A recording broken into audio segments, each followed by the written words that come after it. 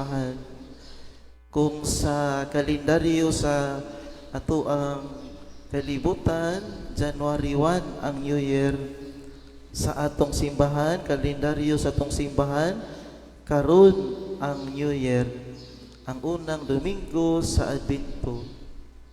Busa, pwede ni ingnon imong katapat. Happy New Year sa atong simbahan.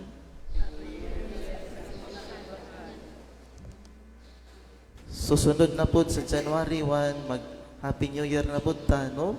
Kalendaryo sa kalibutan. Apan karon ang kalendaryo sa atong simbahan, ang unang Domingo sa Advento, bag-ong tuig sa simbahan.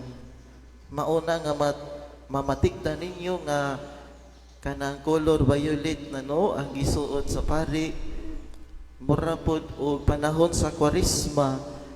Tungod kay ang Advento naaman siya elemento sa paghinusol. Ug makita po ninyo ang Advent tree, no, nga simbolo sa panahon sa Advento, sa pagpangandam, sa pag-abot sa birthday ni Jesus o sa iyahang ikaduhang pag-abot dinhi sa kalibutan nga wala kita masayod kanus mubalik ang atong Ginoong Jesu-Kristo. Advent mga igsoon, gikan sa Latin nga pinulungan Adventus, bot ipasabot na ay moabot, arrival o coming. Sa atong kasinatian mga igsoon, sa atong kinabuhi, pag naa gani bisita moabot sa atong balay, mangandam gyud ta na mga igsoon, no? Manglimpyo ta sa balay, unya ilisan nato ang kurtina nga isa ka tuig na nga walay ilis-ilis, no? Mailisan lang pag naay bisita. Ilabay na mo bisita ang pari, no? Bisita ang pari sa balay, malimpyo gud ang balay.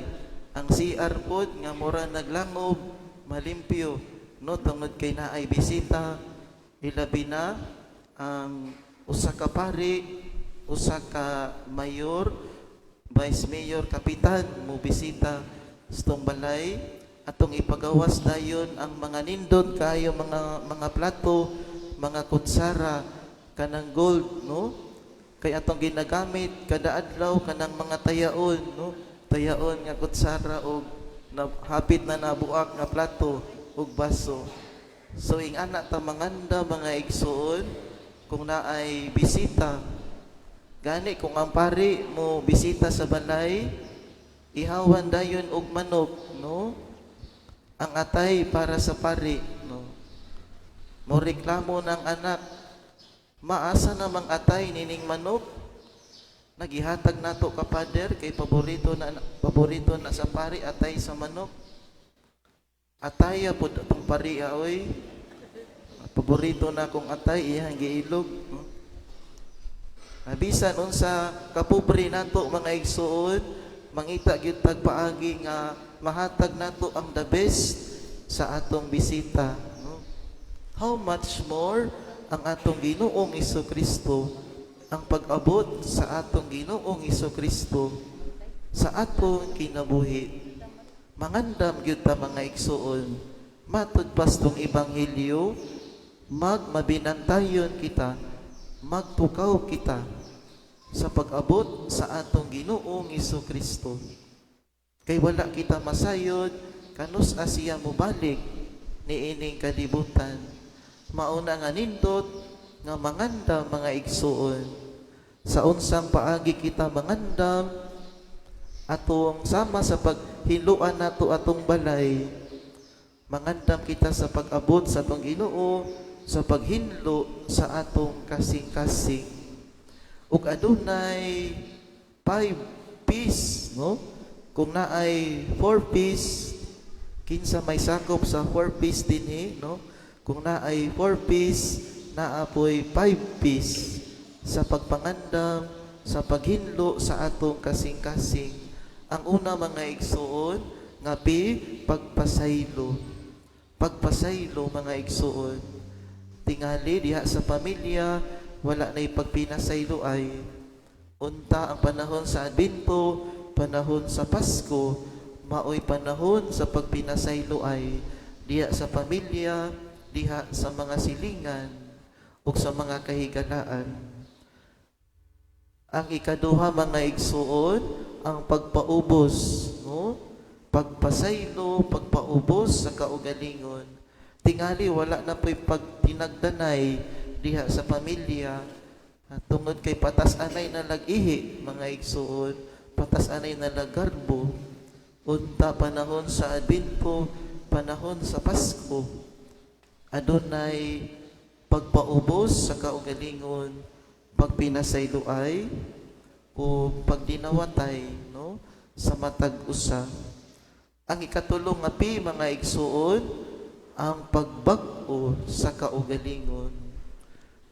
Tingali mga igsuon, karong panahon na nalayo na kita sa Ginoo.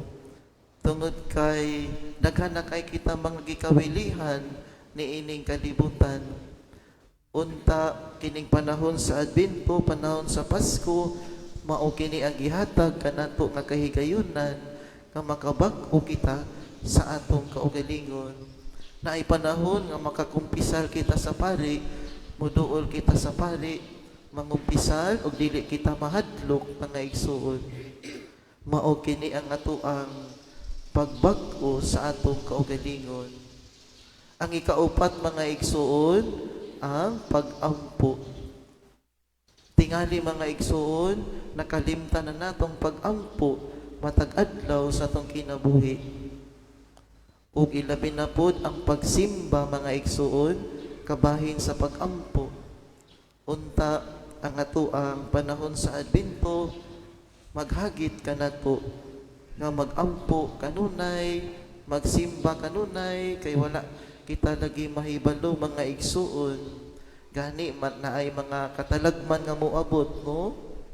Unya mahadlok kita sama sa linog kagabi nga ang atong pag-ampo, ang atong pagsimba makatabang kanato nga dili kita malisang, dili kita mahadlok kay naa kita Ginoo nga ato ang maduulan kanunay.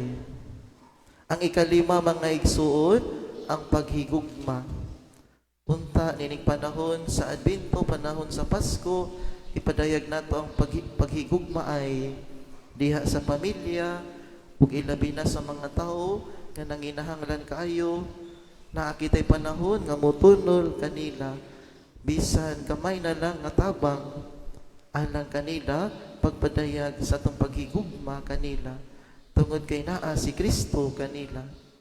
Mao kini ang 5 P's mga igsuon. Ang pagpasaylo, ang pagpaubos, ang pagbag-o, ang pag-ampo, ug ang paghigugma. Hinaot paunta. Palihog manindog